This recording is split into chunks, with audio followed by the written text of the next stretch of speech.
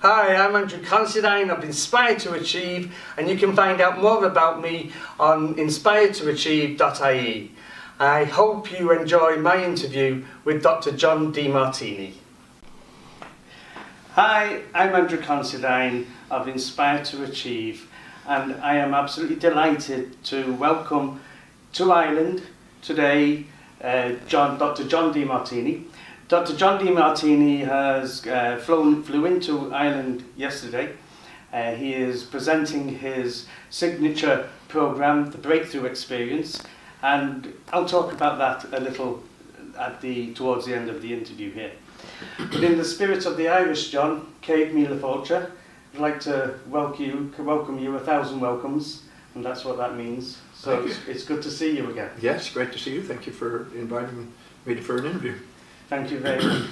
Now, just to say that I have attended many of John's programs, his talks, 3 Breakthrough Experience programs, and it's an absolute honour for me to have the opportunity to present for everybody who's watching the wisdom and insight that John will share in this short period of time together.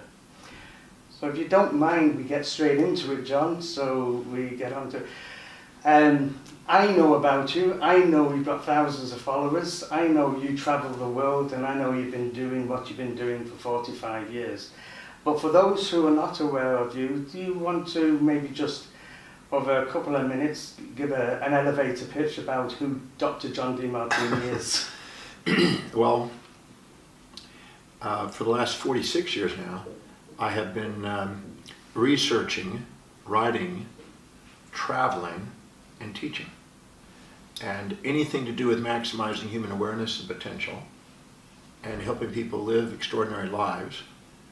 I learned from Zig Ziglar when I was 20 that if I help other people get what they want to get in life, it helps me get what I want to get in life. So I have a desire to go and do something more meaningful and extraordinary with my life. And I thought if I help other people do that with theirs, we both win. So I've been doing that all these years. I've been writing books and manuals and lecturing is 300 to 400 times a year, and just traveling. I just full-time do that. I live on a ship that goes around the world, so if I'm not traveling by airplane, I'm traveling by ship, and either way I'm traveling. So that's what I love doing, and I've been doing it all these years.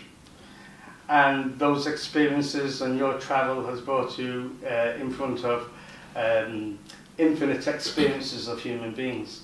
And as a personal development coach and professional development coach in my work, I'm often and always meeting people who would like to improve their lives. They are struggling with the chores of life, I suppose, trying to juggle what they juggle, live their lives, pay their rent, pay their mortgage, bring up their kids, do their careers, try and get some holidays in, save money, spend money, so forth. And I meet a lot of people who are met with many, many challenges, and always trying to get away from them or get over them. And I know from my experience with you that you have a different perspective in how to approach challenges and what challenges are really about. Do you want to say anything? Yeah, I'd be going to.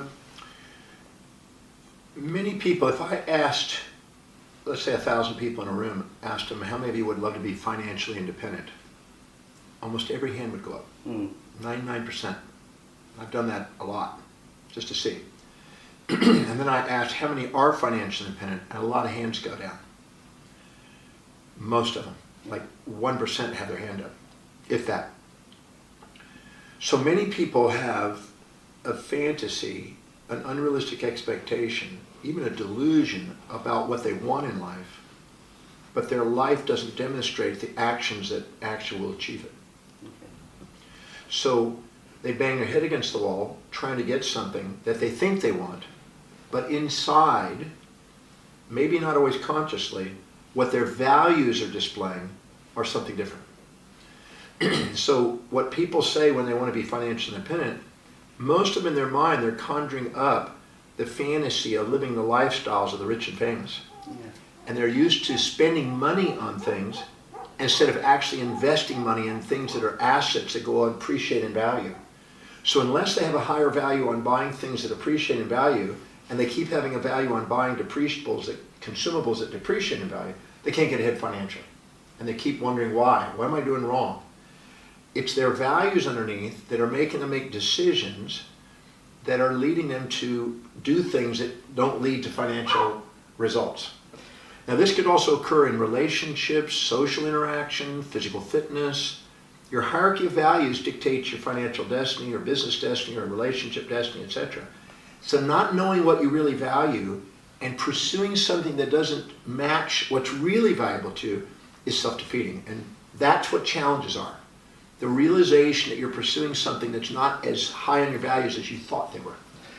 So you speak about values, and you speak about the challenges of living to the higher values and not, as I suppose, subordinating to the lower values of the life. But when we speak of values, many people understand that term coming through politicians, for example. We support family values, but they don't talk about the values, or rather the values that you're speaking of is quite different. I understand the politicians or anybody who's speaking about family values was really speaking about social norms there. So when you mention values, what do you mean? And could you give an outline of how to work values, or how to understand them or determine them? Well, your life values. So I have a high value on research. I have a low value on cooking and driving. You can't rely on me to do that. So what's high in my values, I'm reliable, disciplined, and focused on. Whatever is lower in my values, I procrastinate, hesitate, and frustrate, and I need motivation to get me to do it. So knowing what's really truly high on your value and setting goals that are aligned with that increase the probability of achievement. But if a person doesn't know what they really value, and they have fantasies and expectations that are not real, and then they wonder why they keep beating themselves up and not living them, it's because they're trying to live outside what their real set of values are, and their real set of values are completely different, and they don't even know it. Because they're basically trying to fit into society and conform into what they think it should be, instead of what their life is actually demonstrating. Your life demonstrates your values on a daily basis. Tell me what you do every day, and I'll tell you what you value every day. So I look at how people fill their space, how they spend their time, what energizes them, what do they spend their money on. I look at what they are most organized on and ordered in, most disciplined and reliable to do. What do they think about, visualize, and affirm about how they want their life that shows evidence of coming true? What do they converse with other people about and start conversations about most frequently and want to converse about most? What inspires them? What are the most consistent goals that they have that are actually coming true? And what is it they love studying about, reading about, learning about, listening to, and watching videos on? That tells you what their real values are. And once they identify what their real values are and set goals that match their highest values, and then fill their day with high priority actions to fulfill those goals, amazing achievement goes on. And if they can do that and produce income from that and delegate the lower priority things, they let themselves go from a mediocre life, a life of desperation, and unto a life of inspiration. Everybody can have it, but they just have to be starting from a clear, concise, congruent position when they start. When I work with people and I bring this information that you've taught me and many and thousands of others, is that, well, a real situation could be, well, look, I'm into fitness, and I'm into yoga, or I'm into, I love being around kids, I love reading, I love writing, but I'm in this job, it's paying my bills, it's paying my life, and it's all very well living to my high values, as you would say, but I've got to make my life happen. I've got to pay for my way through my life. I've got a family, a mortgage, a partner, I've got a car, 2 cars, whatever. Well, if a person does not organize a way to produce equal or more income doing something they really love to do, then they're going to end up having a Monday morning blues, Wednesday hump days, thank God it's Fridays, and week friggin' ends. Because they're going to do something that they have to do and got to do and feel they should do at a duty, instead of actually something they were looking for and tap dance to work and can't wait to do. So in the breakthrough experience, I try to get people to identify what they really love to do and structure their life in a way where they can actually do what they love and get handsomely paid to do it. There is a way of doing that. But you have to package what it is you love in a way that serves people. There's no income without serving people. But unless you come up with a package and a plan of action and a strategy that produce more income doing that than what you have, you're probably going to stay in that same job. So you got two choices: either start planning and start organizing a real way of getting yourself out of that position, or find out how that position is helping you get what you want in life. So you're not dreading going to work every day and feeling trapped. Because it's all about perception or action. So if you fill your day with priority actions that produce income doing what you love, you set your to what you love, at least you can appreciate the journey and appreciate what you're doing while you're putting the plan together to do what you love. But if a person doesn't take the time and believe that they're capable of creating a career out of doing something they love to do, they're going to sit there and basically accept a job over here and have a little hobby on the side.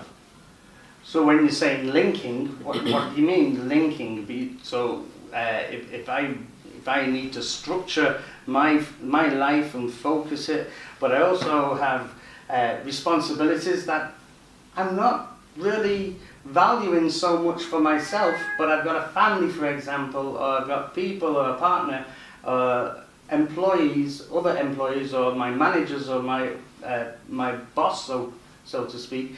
How do I bring the linking of my structured package together? Well, you make a list of all the job duties that you have, job description, job responsibilities you have. That's one. You then go identify what's truly your highest value that you would really love to be doing. And you need to find out what that is and be honest with yourself about it. Make sure you do the value determination properly. Then you got to ask, how is doing this job duty temporarily helping me get there? Until I can delegate it, or until I can go and free myself by doing what I really love to do. If you don't have a plan of action that allows you to go and do what you love and get the same income, you better be linking what you're doing to it, so at least you're not depressed doing something that you see in the way. Once you see it on the way, it doesn't drain you, because you see it's helping you get what you want. But if you don't see it on the way and you go to work every day, you're going to have Monday morning blues, and like I mentioned, the key is to make sure you ask, how specifically is doing this action helping you fulfill what it is that you really would love to do in life? And if you can link those and answer that question 10, 20, 30 times, you'll actually be appreciative of the job you have right now, temporarily, on the journey to unfold the one that you want to build. But if you don't ever put a plan together, don't have a strategy, and don't put something that serves people, that actually goes and makes income, you'll be in this job for the rest of your life until you find something that gives you more income. Because you're not going to run away from your security if you got all these responsibilities. You're going to want to upgrade and make more income doing something you love to do. And I've yet to see somebody that can't do that, but I've seen some people that come up with excuses why they haven't done it. And in terms of the world of business and business owners and professional leaders and directors and managers, but especially business owners, I work with many people, for example, in the financial service industry, and they are trying to generate and attract new business. They want to be in front of their clients, but they're finding they're having difficulties also with people who work around them or for them, and so forth. They're also trying to juggle everything in the air, and they've got compliance and regulation issues that they need to be on top of, and it's very difficult to get in front of the people they love to be in front of and attract new business or sell in an appropriate way. Well, I tell people to make a list of everything they do in a day, personal and professional. Every action step they take, not broad general things like accounting or business or managing, but all the little items and actions they do, and make a very exhaustive list of that. And not just in one day, but all the days you might have over a 3-month period, all the different actions, because some are redundant and some are unique for different days. We'll list them all. Next to that, in another column, on a 5-column sheet, write down how much does it produce per hour. What does it produce in 1 hour's worth of work? So if you spend 10 minutes on it, multiply it times 6. If you spend 2 hours on it, divide it by 1 to get an average extrapolation of what it produces per hour, per dollar value. Or pound or euro, whatever you think. Euro. So then what you do is you then go next to that, you write down what is meaning, what ratio of meaning is it? On a 1 to 10 scale, that same activity, how much meaning does it have? That's the third column. Because sometimes you'll do something that's really meaningful but doesn't produce income. Sometimes you do things that produce income that doesn't have as much meaning. The fourth column is how much would it cost you to have somebody do that if you delegated that? And then you look from that where the spreads are, what produces the most hour and what is the cost at least. So look at the biggest spreads to prioritize by. Then the last thing is how much time do you actually spend per day on that? And if you do that little exercise and then reprioritize things based on productivity, based on meaning, based on the biggest spread, and summarize that into a priority, you'll know what to delegate. Because anytime you're doing low priority actions that are lower on your values, lower in meaning, lower in income producing, and the ones that have the weakest spreads, you're devaluing yourself, you're scattering yourself, you're doing too much, and you're not being effective. And a lot of times people are overwhelmed, not because they're busy, but because they're unproductive doing low priority things and they haven't hired somebody to delegate to. If you're not delegating, you're almost guaranteed to be trapped. There's no way you can do all things as a priority. There has to be a priority, and priorities are really things that produce the most results for people. So I research, write, travel, teach. I don't do anything else. I've delegated everything else out because I learned at 28 that if I don't delegate, I'm going to trap myself in my time, and I'm going to devalue myself because I'm going to be doing low priority stuff that's not really meaningful, not producing, not with a spread, and I'm end up working harder, making less. The second I prioritized it and I freed myself up, my income went tenfold. Okay. So then I had the money to delegate, had the ability to create and innovate. So I was doing low priority things and majoring in minors and minoring in majors when I was 27. At 28, I read a book called The Time Trap that made me stop and reflect. And I prioritized and I did that exercise. And then over the next 18 months, my business went from a little square foot, 1,000 square foot office to 5,000 square foot office, from one person working for me to 12 people plus 5 doctors working for me. By literally 15 months worth of work. 18 months from this time I started. So it made a difference by prioritization and really being honest about what really produced and sticking to the things that produce and linking the values, linking what you're going to do that produces to what's your highest value so you're inspired to do it so it's most meaningful. So I took the most meaningful and the most productive things that have the biggest spreads, prioritized that, stuck to that, delegated the rest away. Huge difference in business. Had more time and I got more income. So leveraging really your hierarchy of values in the whole. If you're not leveraging out and delegating low priority things, you're devaluing yourself. Anytime you do low value items, you devalue yourself. Anytime you do the highest priority, you maximize your performance. And I think this moves well into being able to charge a rate that's of value for the service that you provide. You spontaneously get to elevate your rates by doing that process because you're actually not devaluing yourself. If you're devaluing yourself, so will the world. Once you value yourself, so will the world. And that's a poignant point for me, John, because when I first came to your breakthrough experience 10 years ago, this is something out of many of the areas you highlighted, this was something that I caught for myself. I felt I was devaluing myself, the rate I was charging for my services wasn't bringing in enough, and I was getting so much more than I was actually attracting in. And I remember you saying, look, well then you want to be going home, you want to be writing down everything that you have done in your life to get you to this point. What have you invested your time, your money, your energy, your relationships in, and so forth. So I did. I went home and I think I got about 250 on the list. I went down, but I remember I had to struggle, keep going after 60, because by 60 I'd become so frustrated and annoyed with myself for the place I was already allowing myself to be in, but I knew that I needed to keep going, and by the time I had finished my exercise and it had internalized, I said, that's it, that's the last time I am charging. I'm prepared to let my clients go, no disrespect to my clients, but it was about I had upped my game, but I hadn't brought the rate up with it. Well, you can't serve somebody if you're out of business. No. And you're not going to be incentivized if you're not getting paid. Yeah.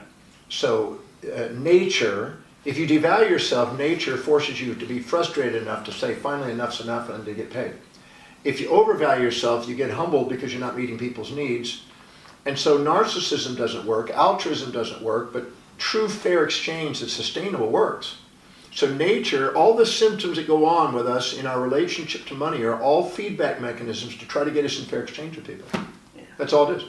And it's just trying to get us to value ourselves and value our service and value our client. If I can just move on, and it's all a flow in connection to what we've been speaking about, but I have a specific question that is coming from a huge experience of people, and that is the difficulty in letting go of a past relationship or a difficult business relationship, or letting go of an experience, a regret, just playing on the mind. And yet I see it as being more unconscious than conscious. Often people can deny, no, I'm not holding on to anything. But when it's tested a little bit more, they find that the fear of going forward is there. And I kind of want to help people to see, well, is there something you're holding on to here that's not letting you go forward? Well, what people say on a conscious level is not always the whole picture. Because I had a lady the other day that wanted to have a baby, she claimed. But she's now 44 and she hasn't got a baby. So I go, so I'm hearing you want to have a baby, but I don't see the results. So when somebody says I want something, just like I want to be financially independent, but if I see them spending money and not investing it, what they say and what they do is two different things. So there's an unconscious side of us in addition to the conscious side. And when I asked her a simple question, if all of a sudden you were to be just like your mom, how would that feel? And she goes, oh, I wouldn't want that. I said, did you have a charge against your mom? She says, yes, I don't want to be like my mom. And she had a bunch of kids. I don't want to be trapped. I said, so you're saying you want to have children, but you see in your mind unconsciously that you represent trap. That means trapped to you. And that means you have to work and somebody has to take care of you and you're dependent. And there's a part of you that doesn't want that. She goes, absolutely not. I said, then you're saying to yourself you want to have kids, but you made sure you didn't have kids because you don't want to be trapped. And she became aware of the unconscious. So people say things, and I don't give much credence to what they say only. I always look for the other side if it's not matching what they're living. So if there's no congruency between what they say and what they're doing, they're not walking their talk, there's something that's left out of the equation. And that's the unconscious. And the motives of the unconscious are very powerful. So people sometimes say, you know, I want to be successful in business, but when I look at what their values are, their kids are the most important. Yeah. And they're focusing on their kids, and every minute they have with their kids. And then social acknowledgement is important. So they don't want to be confronted with people, they don't want to ask for money, and they don't want to do this, and they want to be liked by people. So I look at their values and I look at what their goals are. They're not a congruency. And when you do that, they beat themselves up because there's a self-depreciation that's occurring whenever there's an incongruency. And that's normal. That's a healthy response to get them to set goals that are real and to set goals that are matching what they really want. Either change their values to match the goals or change the goals to match the values. Either one of them can get fulfillment, but without those being congruent, there's no fulfillment. And in the area of a language that you use is in terms of the narcissism and the altruism, the subordination to the fantasy or the infatuation, that we put people up on pedestals and in the process we devalue ourselves, or we become too proud ourselves and put ourselves up there and put others down. And put the others down. In terms of bringing that balance together, because you have I remember again the 5 years ago, the balancing formula that you presented. I worked this in with the corporate world, you know, the benefits to your disadvantages and your advantages to your disadvantages, or equation. And many people had great difficulty with the concept. I mean, they're very good at bringing, oh yeah, well, I can find the drawbacks to what's going well in my life, but how can I find the benefits for something that's not going well in my life? Surely that's crazy. That's going to make you worse. Some say to me, well, when they finish the process, they find the balance coming through. So can you just talk a little bit? I know we're not too much time. Well, our animal nature is wanting to avoid predator and seek prey, avoid negative, seek positive, avoid pain, seek pleasure, avoid challenge, seek support, avoid the destruction and create the building. And we're constantly trying to get a one-sided world, but it doesn't work that way. You can't get a positive side of a magnet without a negative part of the magnet. You don't get life without death. You don't get positive without negative. There is no one-sided world out there. So some people are not at that level of awareness. They haven't even been woken up to the realization that there's two sides. When you get in a relationship, you're not going to get positive without negative. You're not going to get kind without cruel. You're not going to get support without challenge. You're going to get both. Okay. And so waking them up to the actual realization that what I do is I make them go to a moment when they think they're getting a positive. Good, where's the negative? And then the moment where's the negative, they think it's negative, where's the positive? And I just hold them accountable. Having accountability means you being able to bring your own perceptions back into balance. Accountability means a balance sheet. So you're basically bringing your own mind back into balance by asking intuitive questions to make you reveal both sides. If I went to somebody and I said, you're always kind, you're never cruel, you're always nice, you're never mean, you're always positive, never negative, always giving, never taking, they wouldn't believe it, nor would you. No. If I said, well, you're always mean, you're never nice, you're always cruel, you're never kind, you're always negative, never positive, they wouldn't believe it again. Yeah. But if I said, sometimes you're nice, sometimes you're mean, sometimes you're kind, sometimes you're cruel, sometimes you're generous, sometimes you're stingy, they go, yep, that's true. We innately, with our intuition, know that we have both. But our animal nature wants to be proud and wants to be infatuated and hedonistic and wants immediate gratification. And that part blinds us for being able to see both sides. And if we let our clients let their animal nature run them, we won't help them transcend their limitations. We won't let them break through their barriers and their limitations they're playing. So our job as a consultant and counselor or whatever we're going to play is to help them pass that illusion where they can embrace both sides of their own life and to the life around them.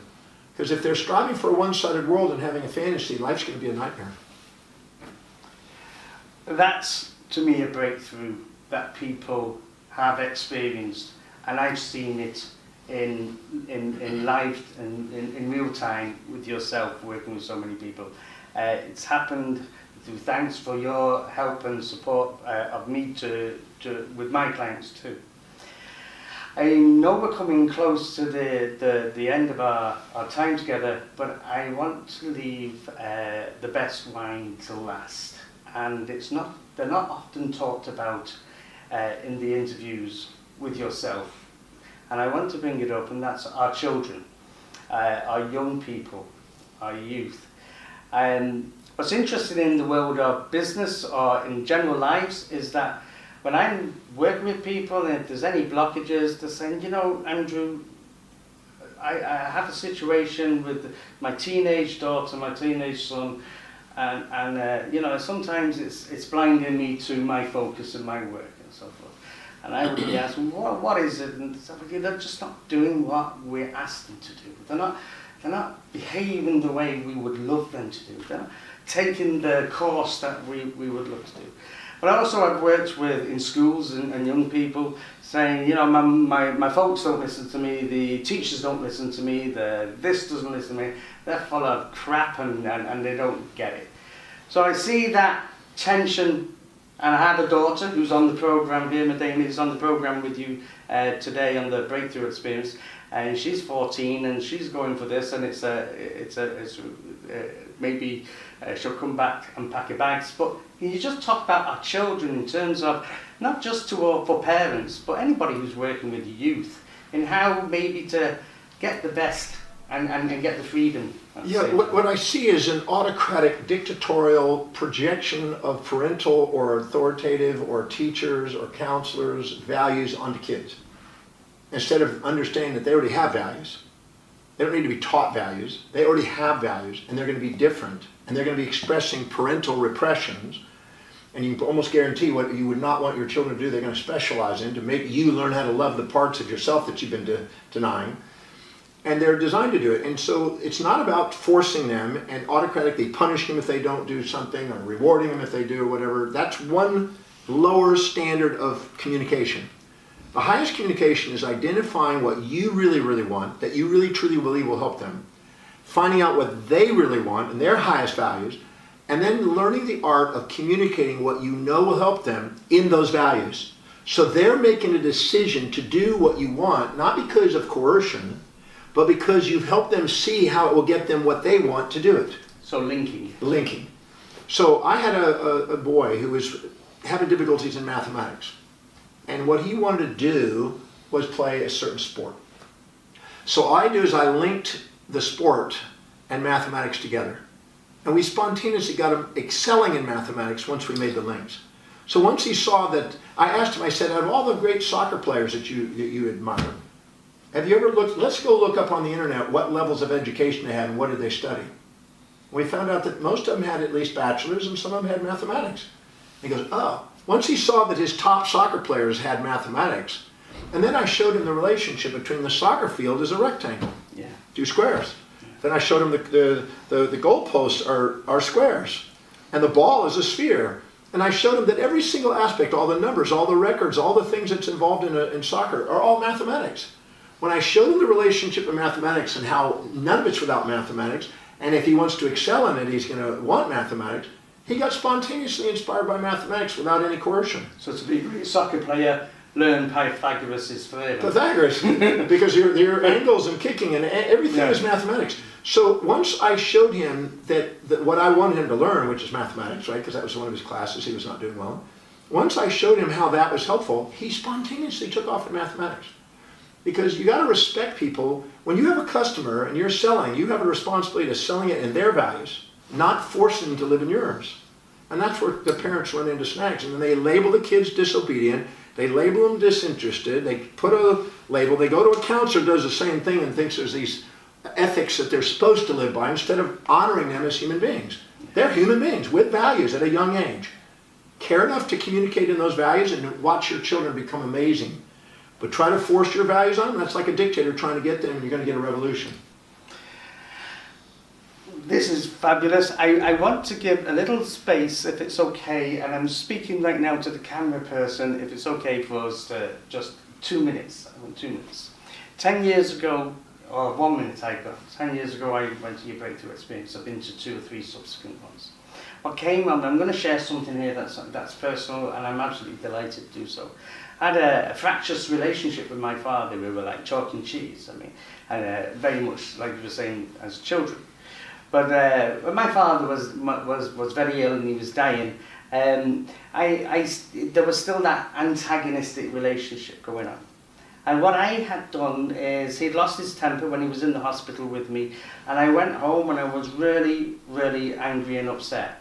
But through that you said, I started to write down where were the benefits for me, where my father I saw was a pain in the butt, to put it mildly. And I'd gone through every experience that had still been an emotional attachment for me from when I was a young boy right through to when I was in my mid-40s. And I got this, and I got this, and I got this with such excitement. I grabbed hold of the page and I went back, the pad, I went back to the hospital, and I hold of my father and upstairs, and I put him in a wheelchair and I took him downstairs. He was still smoking, and they had oxygen on and everything, the whole thing. And I was rocking him in the wheelchair, and I said, Dad, I want to really thank you. And he says, what for? And I said, for being the biggest so-and-so, and I'm going to say on camera, in my life. You've been the biggest thorn in my life, Dad, and I have held on with resentment and regret. But I've realised, and I've just realised, that it was there that you loved me. And I want to thank you, before you go, for loving me so much, and for challenging me. Because when you used to tell me to shut up, I now get paid for speaking. And there's many experiences, and you have helped me and loved me through this way. So I want to thank you. And it's on that note, unfortunately, we're going to have to draw it to a close.